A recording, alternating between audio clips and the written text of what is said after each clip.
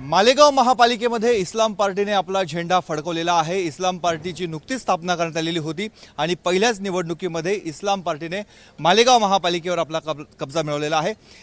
या पार्टीचे नेते माजी आमदार आसिफ शेख आपल्यासोबत आहेत। पहिली टर्म होती, पहिल्याच वेळेस विजय मिळालेला आहे। मालेगांव शहर के जनता का जो प्यार है उस कारण से आज मालेगांव महानगर पालिका पे इस्लाम पार्टी का मेयर, महापौर और समाजवादी पार्टी जो हमारे अलायंस समिति उनका उप महापौर बना है। मैं मालेगांव शहर की जनता का आभार मानता हूँ। शिवसेनेसोबत चर्चा झालेल्या होत्या, एमआयएम सोबत देखील चर्चा झालेल्या होत्या, मात्र ते दोघं बाजूला राहिले आणि तुम्ही समाजवादी पक्ष व काँग्रेस सोबत आलात। नहीं, हमने आह्वान किया था, निमंत्रण दिया था एमआईएम को, लेकिन आखिरी समय तक उनका कोई उत्तर नहीं आया, कोई न्योता नहीं आया और शिवसेना से हमारा कोई बातचीत नहीं हुआ था। हमारा पहले से हम ठाम थे कि हमारा इस्लाम पार्टी, समाजवादी पार्टी और कांग्रेस पार्टी के हमारे पास नंबर है 43। आज वही मतदान मिला, आप देख लीजिए। तो हमारा किसी चर्चा नहीं हुआ था, हमने हमारे स्वतंत्र हमने सत्ता स्थापना की। आज बिनविरोध निवडणूक होऊ शकली असती, मात्र तशी झाली नाही। शिवसेनेने त्यांचा उमेदवार दिला महापौर आणि उपमहापौर पदासाठी। शिवसेना को अपना अधिकार है, एमआईएम को अपना अधिकार है उम्मीदवार खड़ा करने का, ये उनका अंतर्गत विषय है। लेकिन आज सत्ता हमको मिल गई, निवडणूक खत्म हो गई, लेकिन ये शहर हमारा है। ये मालेगांव शहर के अंदर हिंदू, मुस्लिम, सिख, ईसाई, दलित भाई, ये सभी लोगों को लेकर हमको चलना है और ये शहर का विकास करना है। आज विषय खत्म हो गया, आज हमको शहर का विकास देखना है और उसके लिए हम राज्य सरकार के पास भी जाएंगे और हम विनती करेंगे कि मालेगांव शहर का विकास होना, हमको निधि मिलना चाहिए। उसके लिए ज़रूर हम प्रयत्न करेंगे और ये शहर का विकास हमारे लिए फर्स्ट रहेगा। कुठले कुठले मुख्य मुद्दे असतील? पहिल्यांदा आता सत्ता स्थापन झाल्यानंतर कुठल्या मुद्द्यांना तुम्ही हात घालणार आहात? कुठले कुठले विकास कामं करणार आहात? मालेगांव शहर के अंदर एक अतिक्रमण का बड़ा प्रश्न है, उसको हमको अभी आगे ले जाना पड़ेगा। दूसरा महत्व, हमने जो जनता के सामने जब हम गए थे, मत हमने मांगा था, तो जनता के सामने हमने एसआईआर का जो सर्वेक्षण होने वाला है इस महाराष्ट्र के अंदर जो देश भर में चल रहा है, तो उसके लिए हम उनकी कैसे मदद कर सकते हैं, ये हमने मुद्दा प्रायोरिटी पे रखा था। और इसके लिए कि महानगर पालिका के कर्मचारी के माध्यम से और सरकार के कर्मचारी के माध्यम से सर्वेक्षण होने वाला है। हमारा एक एसआईटी बना खोटे जन्म प्रमाण पत्र के नाम से, उस पर बांग्लादेशी का आरोप, उस पर पाकिस्तानी का आरोप, रोहिंग्या का हम पर आरोप आया। आज भी लोग जेल में, 1 वर्ष हो गया। 3500 दाखले इन्होंने रद्द कर दिए सरकार ने। तो एसआईआर के अंदर जो हमको ऐसे नियत साफ नहीं लगती सरकार की, चाहे केंद्र की सरकार हो चाहे राज्य की, उनकी नियत साफ नहीं लगती।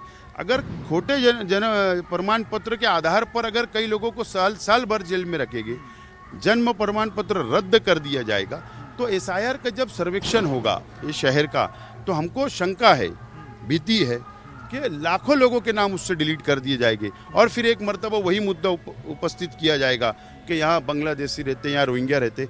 तो इसके लिए हम मालेगांव शहर का सर्वेक्षण अच्छा होना चाहिए, कंप्लीट होना चाहिए। उसके लिए मेरा पक्ष, इस्लाम पक्ष खुद हम हमारे कार्यकर्ता लगाकर ये सर्वेक्षण कंप्लीट कराएंगे। ये हमारा प्रमुख मुद्दे रहेंगे। आता जे खोटे प्रमाणपत्र आहेत म्हणून ते डावलण्यात आलेले आहेत, त्याची चौकशी तुमच्या महापौरांकडून किंवा तुमच्याकडनं केली जाणार आहे का? पहली महासभा के अंदर हम ठहराव पारित करेंगे। प्रशासक राज था, सरकार का इंटरफेयर था महापालिका में, सरकार के दबाव के अंदर ये सब किया गया है। इसकी हम चर्चा लाएंगे महासभा में, हमारे पक्ष के माध्यम से, हमारे सेकुलर फ्रंट के माध्यम से।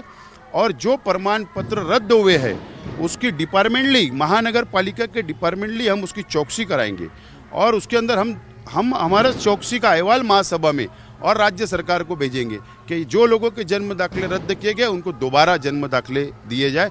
ये पहला महासभा का एजेंडे पर हमारा रहेगा। लेकिन क्यों, मतलब दोबारा क्यों देना? अगर उसमें कुछ प्रॉब्लम होगा तो ही वो डिलीट किए होंगे ना? नहीं, ठीक है ना, थोड़ा क्यूरी होगा, कोई पेपर कम होगा, तो उनको संधि तुमने कहाँ दिया? तुमने संधि देना चाहिए था, उनका हेयरिंग लेना चाहिए था।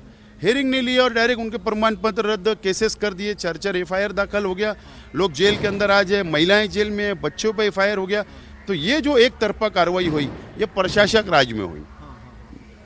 इस कारण से हमको पहला विषय लाकर उस पर चर्चा हमको करना है। भाजपचे नेते किरीट सोमय्या आले होते इथे, त्यांनीच पोलिसांमध्ये तक्रार देण्यासाठी पुढाकार घेतला होता. 4 FIR हुई, एक माजी खासदार एक पत्र सरकार को देता SIT बन जाती. यानी सरकार की ही नियत साफ नहीं थी और सत्ताधारी पक्ष के माजी खासदार की विनंती पे SIT मालिकों में बैठती, चौकसी लग जाती. तो इसके लिए अब तो ये सत्ता हमारे पास आई ना, तो अब उसका सामना आमना हम मुकाबला करने के लिए तैयार है. आता मालेगाव महानगरपालिकेपुरतेच आपला पक्ष मर्यादित राहणार आहे का? विधानसभा होऊन गेली, आता येत्या काळामध्ये लवकर निवडणुका नाहीये, जिल्हा परिषदेचा निकाल हा न्यायप्रविष्ट आहे, परंतु झेडपी म्हणा किंवा आपला विस्तार कसा होणार आता? इस्लाम पक्ष का संगठन विस्तार करने के संदर्भों में अलग अलग जिले में हमारी चर्चा चल रही है.